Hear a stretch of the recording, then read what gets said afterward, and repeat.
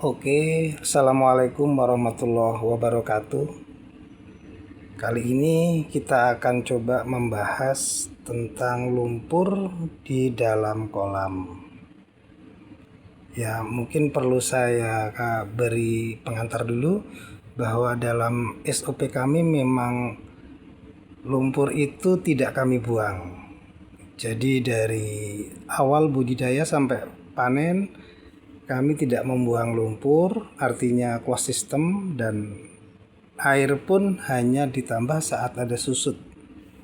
Nah, barangkali di SOP yang lain lumpur harus dibersihkan dengan sipon, dengan tap yang sering segala macam. Ya itu mungkin perbedaan dinamika dalam berbudidaya punya konsep masing-masing. Tapi kami memilih cara ini karena apa? Karena menurut kami SOP yang kami lakukan ini yang jelas dari cost itu lebih efisien, biayanya rendah, dan relatif lebih aman. Jadi penyakit-penyakit seperti HPND, MIO, dan lain-lain relatif lebih aman. Nah ini untuk kami lumpur itu bukan masalah, tetapi justru menjadi berkah. Nah, akan tetapi hal ini tergantung bagaimana cara kita mengelolanya. Karena di dalam lumpur itu banyak sekali manfaat yang kita peroleh. Di sini saya ada beberapa poin yang belum semua ini ya. Ini beberapa poin: pusat produksi asam organik, pusat dekomposisi bahan organik, supplier nutrisi plankton, dan supplier mineral. Nah, pusat produksi asam organik. Nah, jadi lumpur ini memang harus di-manage, tidak asal lumpur, tapi lumpur yang sehat. Jadi dalam lumpur ini kaya akan bakteri Lactobacillus yang memang dari awal budidaya sudah kita buat dominan. Nah, mungkin untuk SOP-nya barangkali nanti di lain kesempatan kita bisa bahas. Nah, saat Lactobacillus itu bekerja, dia memfermentasi bahan organik menghasilkan asam organik. Nah, saat asam organik dominan di lumpur, maka pH mikro menjadi kuat. Dasar menjadi bersifat asam dan banyak ion H+ yang mungkin nanti kaitannya dengan pergeseran dari amonia ke amonium, sehingga menjaga agar siklus N-nya aman. Dan juga dia menekan mikroba pembusuk dan menjaga agar H2S tidak terbentuk. Jadi penguraian bahan organiknya terjadi dengan cara fermentatif, bukan pembusukan. Oke. Nah, lumpur ini jadi pusat dekomposisi bahan organik. Kenapa? Karena saat ada bahan organik baru dari sisa pakan, plankton mati, feses yang jatuh ke dalam lumpur itu sudah siap.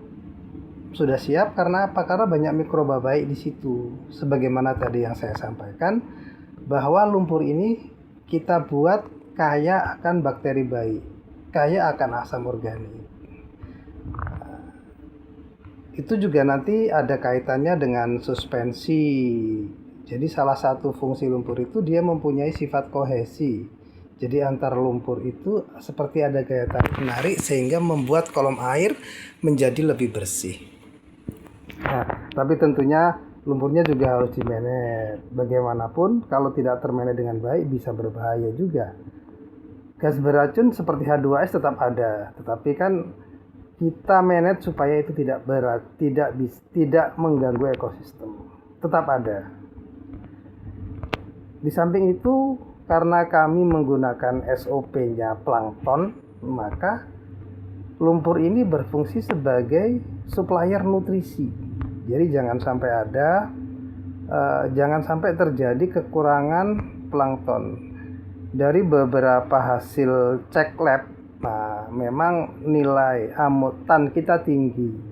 Jadi bisa 3, 5, bahkan 10. Ini mungkin agak bertentangan dengan SOP umum yang mengharuskan nilai TAN di bawah 0,1. Justru dalam SOP kami justru harus tinggi. Gitu. Selanjutnya, fungsi lumpur ini sebagai supplier mineral. Karena apa? Karena mineral yang jatuh ke lumpur, bahan organik yang jatuh ke lumpur, maka dia akan didekomposisi, dipecah kembali menjadi unsur-unsur pembentuknya seperti amonium, mungkin ada bahan lain, mineralnya pun terlepas menjadi ion-ion Ca, Mg, kalium dan lain-lain yang nantinya akan dimanfaatkan oleh ekosistem proses multi, mungkin zooplankton dan lain-lain. Sehingga apa? Sehingga kebutuhan mineral tidak perlu kita suplai dari luar. Mungkin kita suplai tapi sedikit saja, karena apa? Ekosistem kita sudah menyediakannya. Nah, itulah kenapa lumpur kami tidak buang, karena memang banyak sekali manfaatnya. Salah satunya bisa menekan biaya mineral. Biaya probiotik juga kita tekan. Karena apa? Ya karena probiotiknya sudah kuat di lumpur. Justru lumpur itu adalah tempatnya biang. Nah, biang bakteri.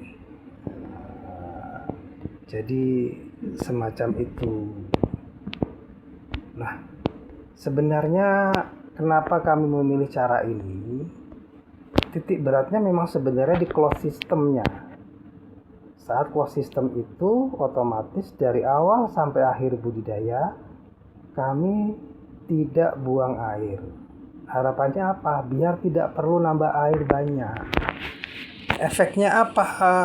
Nah, saat kita tidak buang air banyak, maka kita hanya buang saat panen. Dan dengan manajemen yang baik, kita tidak perlu membuang lumpur itu ke laut. Nah, itu mungkin nanti di lain waktu kita bisa kita bahas bagaimana caranya supaya tidak buang ke laut. Nah, saat kita tidak buang ke laut, artinya kita menjaga ekosistem kita tetap baik, laut kita tetap baik, sehingga budidaya kita bisa berkelanjutan. Sebagaimana kita tahu bahwa untuk saat ini banyak sekali lokasi-lokasi budidaya yang umurnya pendek. Jadi 10 tahun itu sudah mulai sulit. Bahkan ada yang 5 tahun sulit budidayanya. Nah, salah satu solusi agar bisa lebih berkelanjutan adalah dengan closed system ini. Mungkin kita tidak bisa mendapatkan produksi yang luar biasa, yang bisa 40 ton per hektar, 50 ton per hektar, bahkan 80 ton per hektar. Rata-rata kami di angka 20 sampai 25, rata-rata 25 ton per hektar. Budidaya juga pendek, paling lama 90 hari. Tapi karena kosnya rendah, itu tetap menghasilkan. Begitu. Dan yang terpenting adalah di masa depan anak cucu kita tetap bisa menjalankan budidaya udang.